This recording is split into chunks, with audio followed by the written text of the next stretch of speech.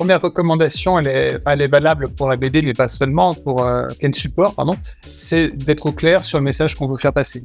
Et ça demande un petit travail de verbalisation, de formalisation et d'échange. Et la première version n'est pas toujours la bonne. Moi, de plus en plus, alors je peux pas dire que je fonctionne toujours comme ça, parce que les idées viennent seules et s'imposent. Mais de plus en plus, je me pose la question du message que je veux faire passer dans une histoire en 4 caractères. D'accord, donc subjectif, derrière les images, derrière le trait d'humour, quel est le message presque sérieux aussi que vous souhaitez Oui, par exemple, enfin, je sais pas, je suis noyé sous les mails, par exemple. Ou les réunions trop longues, c'est mortel, voilà, c'est des choses très simples là, hein. Mais voilà, c'est quand même l'objectif, et à partir de là, on construit un scénario et on crée une mise en situation. C'est ça, la scénarisation, c'est de créer une mise en situation pour des personnages. Alors, si on parle de bande dessinée pour le concours, le délai n'est pas très long, donc je pense pas que les gens vont arriver, enfin, j'ai envie de dire, je ne souhaite pas que les gens arrivent avec des BD de 40 pages, parce que c'est pas possible, ils y auront passé leur vie. Donc, je pense qu'il faut viser des formats courts, soit un récit court en BD avec une seule histoire qui se suit, donc format nouvelle, vraiment des nouvelles pour le roman. Et là, ça... je précise je précise juste dans les formats du concours que pour les BD, c'est jusqu'à 15 pages.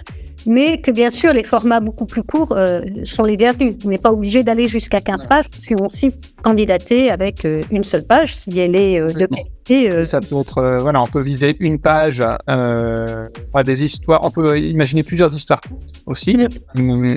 Alors, ça va fonctionner très bien sur un registre humoristique, un petit peu sur le modèle de Gaston, de Snoopy.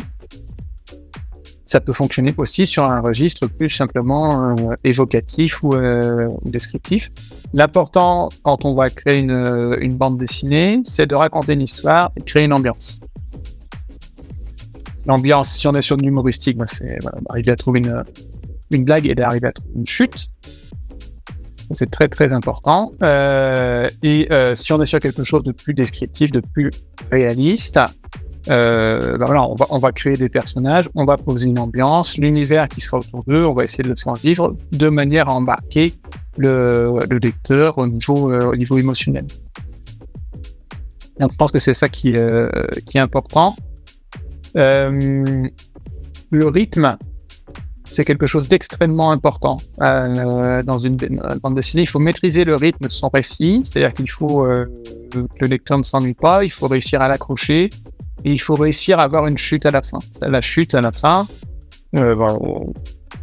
si on est sur des BD de 4 cases comme ce que je fais, la 4e case, elle a toujours une espèce de dénouement par rapport à l'histoire qui s'est construite dans les 3 premières.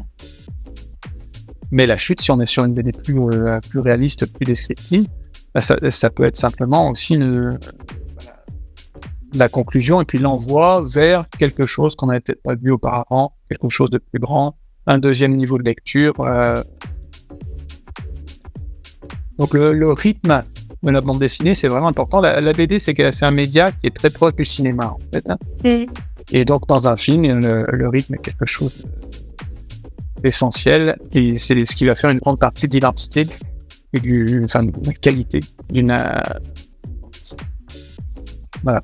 Et puis pour les candidats qui voudraient se frotter au support bande dessinée, j'ai envie de leur dire que la mise en couleur n'est peut-être pas obligatoire. S'il y a de la couleur, c'est encore mieux et c'est super et c'est magnifique. Mais vu le temps que tout ça prend, des planches en noir et blanc, c'est très bien. Je pense que qu'il y ait un dessin de qualité puis un vrai récit.